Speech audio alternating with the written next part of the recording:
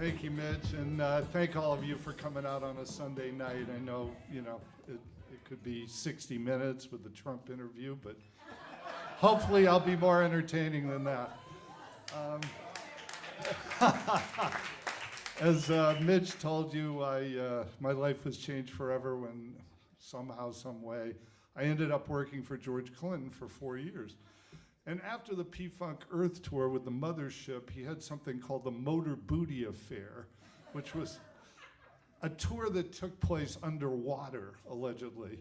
And they had all these things on stage and people dressed in crazy costumes, and George was Mr. Wiggles the Worm.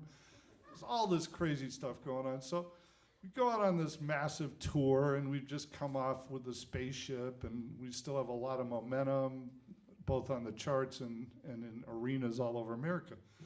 Now, I'm from Boston, outside of Boston, a town called Marblehead, Massachusetts.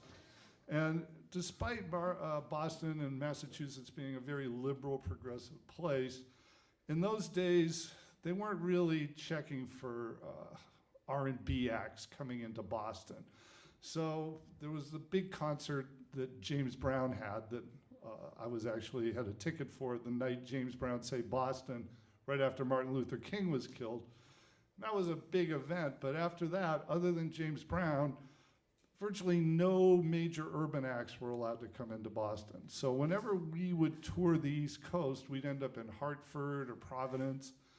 And so we're out on this Motor Booty Affair tour, and all of a sudden I see that we're playing a place called the North Shore Arena, really pronounced the North Shore Arena, in Danvers, Massachusetts. Now, Danvers is about 10 miles from Marblehead. Thinking, wow, how can this be? So, call up a friend of mine who lives in Lynn, Mass. I'm flying back. I say, hey, we'll go to this gig. He said, great, great. So we go to this North Shore Arena. Turns out it's a high school hockey rink that they took up the ice, and well, they didn't actually. They had plywood on the floor over the ice. They had one entrance in, where the skaters would come in, and the thing around, and then bleachers on the side.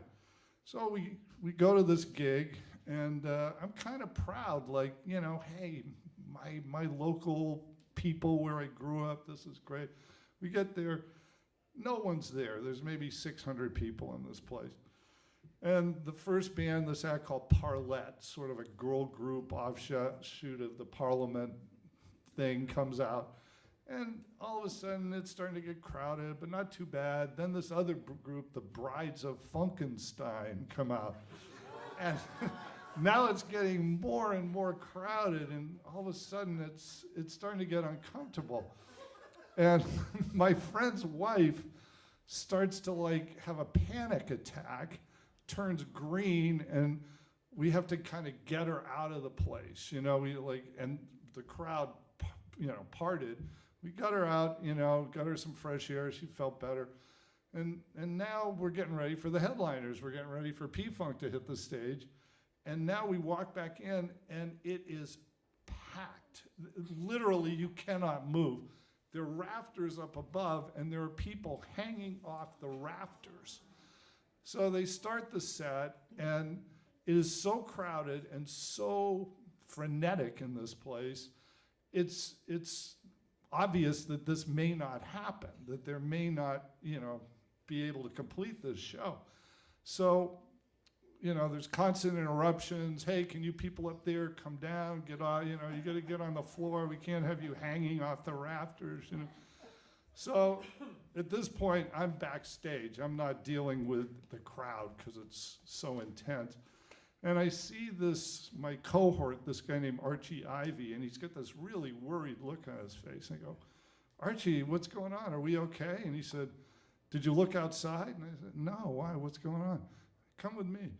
We walk outside. There's a SWAT team. 100, SWAT guys with the, the armor deal and guns and batons and the whole deal.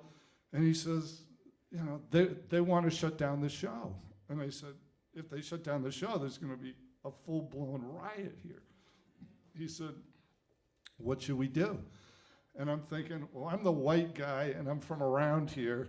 So I said, who's in charge? And he said, that guy over there, the chief of police for Danvers. So I go over there and I put on my best New England accent. Hi, Officer McGillicuddy. My name's Tom Vickers. I grew up here on the North Shore. Hey, I'm with the group here, and we don't want any trouble. We want to have a nice show here. You got all these people, you know, what can we do to calm the situation down? He says, well, do you have anybody who could talk to the crowd who's affiliated with the band? And I said, hey, Archie, come here. He says, do you got a bullhorn? I said, do you have a bullhorn? He says, yeah. Give Archie the bullhorn. So Archie picks up the bullhorn. He says, hi, my name's Archie Ivy. You've seen my name on a lot of P-Funk albums. I work with the band.